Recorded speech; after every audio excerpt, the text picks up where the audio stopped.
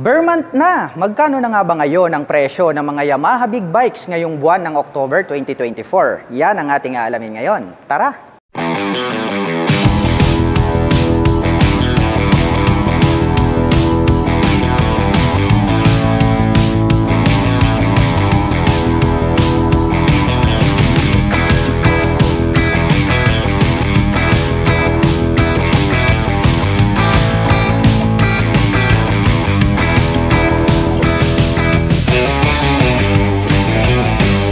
At pagpasok po natin dito po sa kanilang shop, makikita po natin agad dito yung kanila pong mga big bikes. Unahin po natin ito pong kanilang Yamaha XSR 155. Napakaastig po ng body and design nito pong kanilang Yamaha XSR 155. Mayroon po silang dalawang kulay na available para po dito sa kanilang XSR 155. Mayroon po tayo nitong silver color at mayroon din po tayo nitong sky blue color. Silipin natin itong kanyang headlight. Napaka-classic ng dating kasi nga bilugan itong kanyang headlight. Mayroon naman po itong inverted telescopic fork. Naka-single rotor disc brake dito sa harapan. At tignan naman po natin itong kanyang fully digital meter panel display na bilog. At naka-naked handlebar. Napakaganda po nito pong kanyang timeless na fuel tank. At ang isa sa mga nagustuhan ko rito, ito pong kanilang mga upuan, pang scrambler type po. Ito pong kanyang seat cover. Dito sa kabila, brown color naman, no? Which is napaka-premium pala ng kulay ng upuan nitong sky blue color. Silipin naman po natin ito pong kanyang tail light. Napaka-astig ng dating dahil nga ito ay classic bike.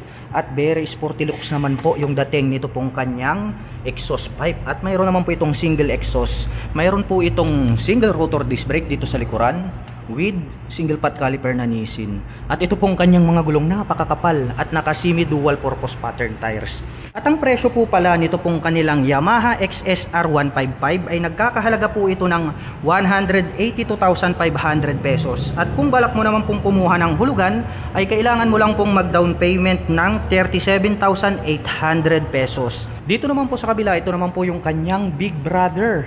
Napakaastig at napaka-porma, no? Napaka-brusko po nito pong kanilang Yamaha XSR 900.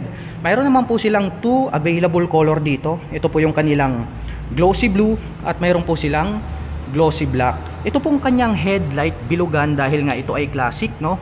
Same din po sila rito po sa kanyang small brother na XSR 155. Bilog po yan dahil nga classic yung kanilang pagkakadesenyo. At ang very attractive dito sa motor na to, ito pong kanyang gold color na inverted telescopic fork. Ngunit ito pong kanilang black color is black din po yung kanyang inverted telescopic fork. Naka dual rotor disc brake naman po dito sa harapan with 2-pot caliper na naka star design in chrome color. Napakaastig. Silipin naman po natin ito pong kanyang fully digital meter panel display at naka mechanical key ang kanyang ignition, naka naked handlebar at napakaastig. Napakalaki po ng dating nito pong kanyang timeless na fuel tank. Silipin naman po natin itong kanyang upuan. Wow, napakaastig ng dating, no? Maliit lang siya, no? Parang pang solo lang, pero pwede po tayo ritong mag back ride. Ito po yung kanyang pillion step para sa ating back rider. Silipin natin itong kanyang tail light. Maliit lang pala siya, no? Ang ganda rin ng kanyang pagkaka-design. Very unique itong kanyang tail light. At napakakapal po nito pong kanyang gulong rito sa likuran. At ito po ay pang city riding condition. Mayroon naman po itong sukat na 180 by 55-17. Naka single rotor disc brake dito sa likuran with Nissin na single pot caliper. At ang presyo naman po nito pong kanilang Yamaha XSR 900 ay nagkakahalaga po ito ng 729,000 pesos. At dito naman po sa kabila, ito naman po yung kanilang Yamaha MT-15, the dark side of Japan. Napakaastig po nito. Mayroon po sila ditong 2 color available. Mayroon po tayo nitong cyan color, which is very attractive para sa akin, ha. At kung gusto niyo ng medyo classic na malupit is mayroon po silang all matte black. At ang very attractive dito sa motorcycle na to, ito pong kanilang mga inverted telescopic fork, naka gold color at naka single rotor disc brake dito sa harapan with 2-pot caliper. Silipin natin ito pong kanyang headlight. Napakaastig, no? Para po siyang maskara. At mayroon naman po itong projector lights dito po sa kanyang main light. Silipin natin itong kanyang fully digital meter panel display. Napakahaba po pala, naka-naked handlebar at naka-mechanical key ang kanyang ignition. At ito pong kanyang fuel tank, napaka-astig, no? Dahil mahaba po itong kanyang extension tank cover. Napaka-premium po pala ng dating nitong upuan, nito pong kanilang Yamaha MT-15. Pang-classic yung datingan nitong kanyang upuan. Tignan natin itong kanyang taillight. Maliit lang din yung pagkaka-design pero visible naman po yan kasi LED na siya. Naka-single rotor disc brake dito po sa likuran with single pot caliper na Nissin. At napakakapal po nito pong kanyang likurang gulong. At ito pong kanyang stock pipe, very sporty looks din po yung kanyang dating. Nagkaroon pala siya rito ng touch ng carbon. Yung tip niya is silver at mayroon naman po itong single exhaust. At ang presyo naman po nito pong kanilang Yamaha MT-15 ay nagkakahalaga po ito ng 178,500 pesos. At kung balak mo naman pong kumuha ng hulugan, ay kailangan mo lang pong mag-down payment ng 36,800 pesos. Dito naman po sa kabila, ito naman po yung pinakabagong Yamaha MT-03 2024 version. Mapapansin natin ito pong kanyang front face cover is nagkaroon na po siya ng facelift, which is nagbago na, no? Talagang very attractive, pointed na po itong kanyang nose dito sa harapan. May split na daytime running light na parang nagsisilbing kanyang mga mata. At gumagamit naman po siya ng projector lights para sa kanyang main light. At ito po ay naka-inverted telescopic fork, naka-single rotor disc brake sa harapan with 2-pot caliper. Mapunta naman po tayo rito sa kanyang fully digital meter panel display. Malapad din. May 2-button selector dito sa ibaba. Naka-mechanical key ang ignition at ito po ay naka-naked handlebar. At ito pong kanyang fuel tank, napaka-astig din, no? Dahil nagkaroon po siya rito ng extension na cover para sa kanyang fuel tank. At nagkaroon pa ng windlet dito sa bandang harapan. Silipin natin itong kanyang upuan. Wow! Ang astig po nitong kanyang upuan dahil medyo mas mataas po yung upuan ng ating back rider at separated po siya, malambot, very premium yung dating nitong kanyang upuan. At silipin natin ito pong kanyang taillight. Ayan, oh, matulis, no? LED na rin po yung kanyang ginagamit para sa kanyang taillight. Naka single rotor disc brake dito sa likuran with single pot caliper. At maganda rin po yung dating nito pong kanyang stock pipe, two-tone color combination na matte black tapos silver, at mayroon naman po itong single exhaust. At ang presyo naman po nito pong kanilang Yamaha MT-03 ay nagkakahalaga po ito ng 285,000 pesos. Dito naman po sa kabila, ito naman po yung kanilang Yamaha MT-07. So yung kanina is MT-15, MT-03, ito naman po yung kanilang big brother na MT-07. Napaka-astig din, no? Pabrusko ng pabrusko habang pataas ng pataas yung kanilang engine displacement. Silipin natin itong kanyang headlight, may split na daytime running light. At gumagamit din po ito ng projector lights para sa kanyang main light. Magkakaiba po sila ng mukha, no? Yan po yung MT-07. Ito po yung kanilang MT-03. At ito naman po yung kanilang MT-15. Parang mga nakamaskara tong motor na to. Kaya pala binansagan po itong The Dark Side of Japan dahil talagang napaka-astig ng kanilang design. Gumagamit naman po ito ng traditional telescopic fork dito sa harapan. Naka-dual rotor disc brake with 2-pot caliper na silver color. Naka-star design pa yan, no? Naka-mag wheel na Y design, matte black color. Mapunta naman po tayo dito sa kanyang fully digital meter panel display. Napakalapad din. Naka-naked handlebar at napakaganda. Ang astig po nitong kanyang timeless na fuel tank. Mayroon din po siyang windlet dito po sa bandang harapan. Dito po pala located itong kanyang nakapop up na mga turn signals. Silipin natin itong kanyang upuan. Napaka-astig din, no? Iba-iba talaga yung design ng kanilang muka at yung kanilang mga upuan. Ito po yung kanilang MT-03. Ito naman po yung kanilang MT-07. May partition din po siya sa gitna pero parang heart design siya. And then separated po ito pong ating back rider seat. Tignan natin itong kanyang tail light. Kakaiba rin, no? Very unique din po yung pagkaka-design nito pong kanyang LED na tail light. At ito naman po ay naka single rotor disc brake with single pot caliper na Nissin brand. Ito pong kanyang mag wheel is glossy black color na Y design at napakakapal po nito pong kanyang likurang gulong. Ito pong kanyang exhaust pipe is maliit lang po pala siya, no? Halos naka-hide na po siya. Mayroon naman po itong silver color finish at mayroon po itong single exhaust. At ang presyo naman po nito pong kanilang Yamaha MT-07 ay nagkakahalaga po ito ng 499,000 pesos. At dito naman po sa kabila, ito naman po yung kanilang pinaka big brother sa lahat, MT-10 standard. So ito po, mayroon po itong special edition. Ito pong kanyang front face cover. Grabe no, parang transformer. Ang lapad talaga niya mga ka-LM. Tapos para po talaga siyang si Optimus Prime, no? Itong kanyang mga mata or itong kanyang headlight, nahahawig talaga siya sa robot. At mayroon naman po itong visor dito sa bandang itaas at may nakalagay po rito na LED lights na kung saan ay umiilaw po yan pagdating ng gabi. Naka-inverted telescopic fork. Ito pong kanyang front suspension. Naka-dual rotor disc brake dito sa harapan with star design na 2-pot caliper, silver color. Mapunta naman po tayo rito sa kanyang fully digital meter panel display. Malapad din. May 2-button selector dito po sa bandang ibaba. Naka-mechanical key ang kanyang ignition at naka-naked handlebar. Pagdating sa mga ganitong motorsiklo, no, talagang agaw pansin ito pong kanilang malalaking mga fuel tank. Nagkaroon din po siya rito ng parang honeycomb design dito po sa bandang harapan. At ito pong kanyang upuan. Ang layo din ng pagkakaiba. Lahat po ng kanilang mga model ay hindi po magkakamuka ng upuan, which is mayroon po talaga silang sariling mga design. Malambot din po itong kanyang upuan at anti-slip po ito, talagang hindi kadudulas. Silipin natin ito pong kanyang taillight. Wow, napakahaba rin, no? LED na po kanyang ginagamit dito po sa kanyang taillight. At ito po ay naka single rotor disc brake dito sa likuran with single pot caliper na Nissin brand. At ito naman pong kanyang mag wheel is glossy black color na star design. At may sukat naman pong kanyang gulong rito sa likuran na 190 by 55-17. Wow, napakakapal. May integrated na po pala ito na mudguard. At ito pong kanyang exhaust pipe. Wow, astig din, no? Two-tone color combination, matte black tapos gray color. Mayroon naman po itong single exhaust. At ang presyo naman po nito pong kanilang Yamaha MT-10 standard version ay nagkakahalaga po ito ng 799,000 pesos. Wow!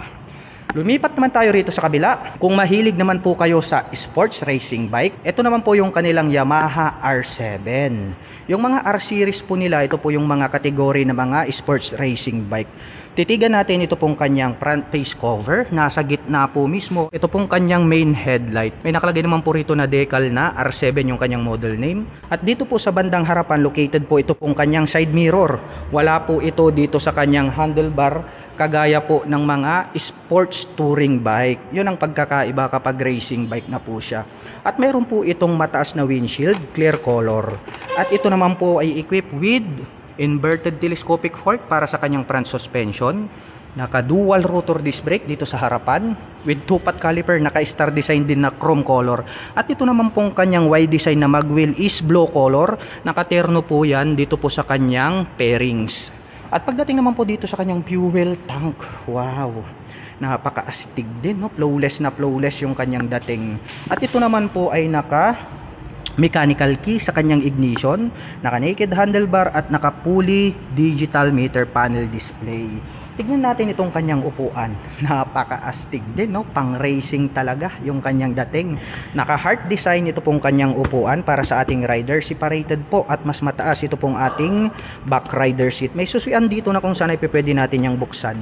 Silipin natin itong kanyang taillight. Napakatulis, oh. Yun, oh. Ang lapad din pala. LED na rin po yan na parang diamond type ito pong kanyang taillight. At mayroon naman po itong single rotor disc brake dito po sa likuran with single pot caliper na Nissin brand. At gaya ng sabi ko, Y design po na blue color ito pong kanyang mag wheel. At ang sukat po ng kanyang gulong rito sa likuran, dahil napakalapad nito, meron po itong sukat na 180 by 55-17. At ganun din po pala yung pagkakadesign nitong kanyang exhaust, no? Almost hide na po siya. Yung kanyang color is gray color na parang silver, no? Kasi para siyang alloy. Alloy nga po siya. At ito naman po ay mayroong single exhaust. At ang presyo naman po nito pong kanilang Yamaha R7 ay nagkakahalaga po ito ng 597,000 pesos. Wow! Dumako naman po tayo rito sa kabila. Ito naman po yung kanilang top of the line pagdating po sa mga sports, racing, touring, big bikes. Ito naman po yung kanilang Yamaha R1M. Grabe mga ka-LM. naka polycarbon. Ito pong kanyang pairings. Talagang ito yung pinakamabigat. Top of the line nga, hika nga. Kaya lahat po ng mga magagandang features at mismo itong kanyang pairings, naka carbon finish yan mga lodi. Silipin natin itong kanyang headlight. Wow, napakabangis. Nandito po itong kanyang main light magkabila at mayroong split na daytime running light dito po sa bandang itaas at mayroon siyang windlet dito. Pwedeng pumito kapag tumatakbo ng mabilis. Very attractive itong kanyang kulay mga ka-LM ha. Biruin mo, naka-carbon finish dito hanggang dito po sa kanyang front fender. At ito naman pong kanyang mga side mirrors, parang sasakyan.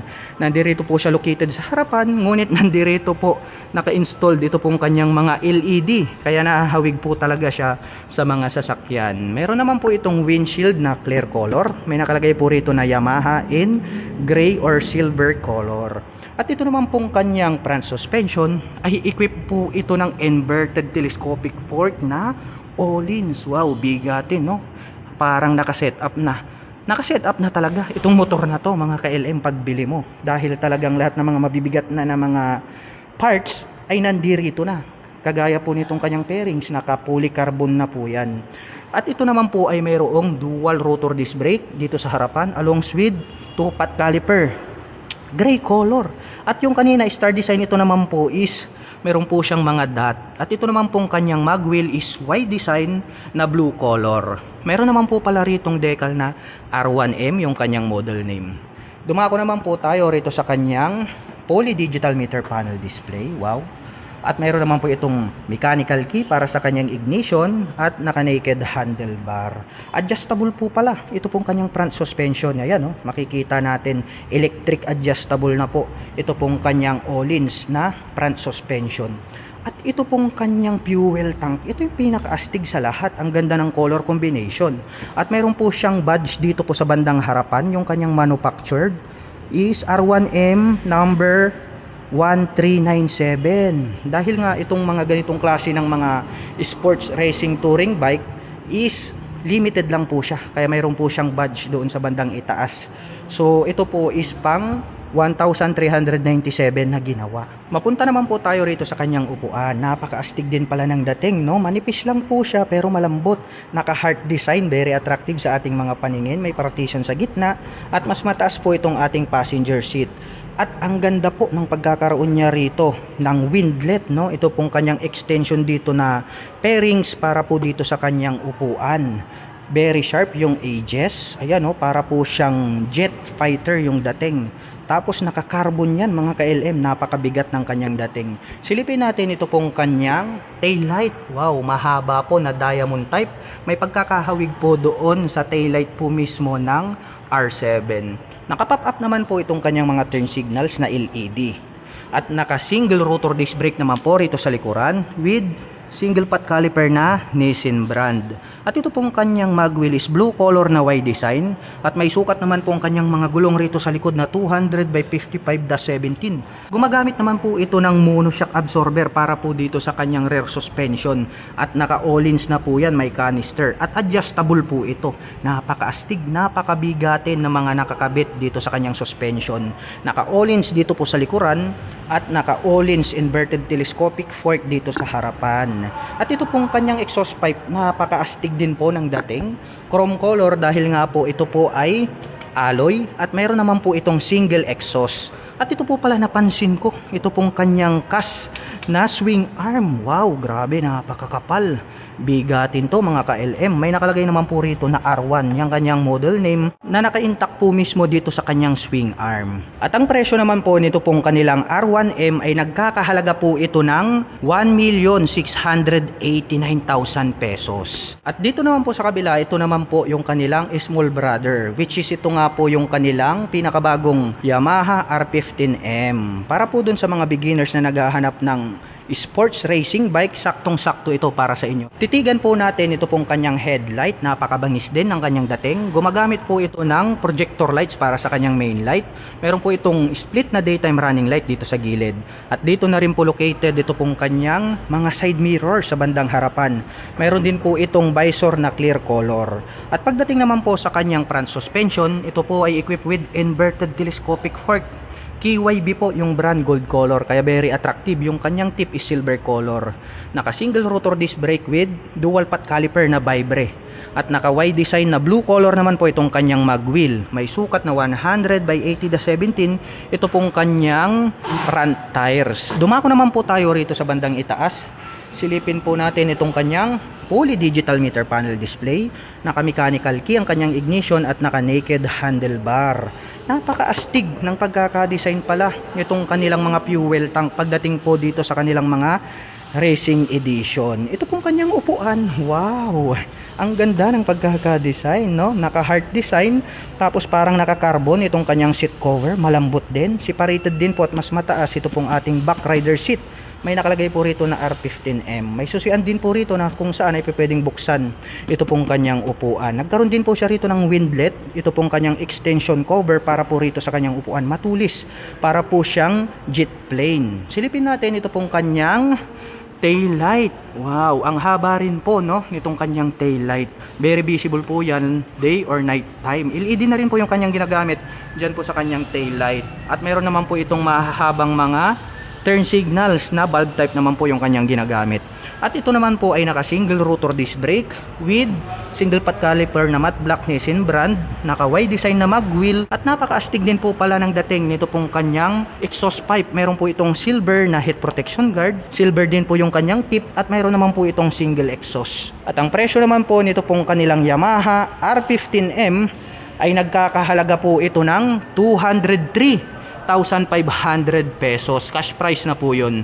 At kung balak mo naman pong kumuha ng hulugan, ay kailangan mo lang pong mag down payment ng 41,800 pesos. At para naman po sa mga nakapanood ng video na ito at interesado pong maglabas ng mga Yamaha big bikes, ay available po ito sa cash at installment basis. At maaari nyo din po akong i-direct message dito po sa ating channel, at ilalagay ko na lang din po dyan yung aking contact number dyan po sa description box sa ibaba. At kung nagustuhan mo yung mga ganitong klase ng video update na kung saan ako po ay nagbibenta ng mga motorcycle, cars, mobile phones, appliances at mga properties, ay huwag mo po sanang kalimutang i-follow ang ating Facebook page at mag-subscribe dito po sa ating YouTube channel. Hanggang sa muli, kita-kits po tayo sa mga susunod na video updates.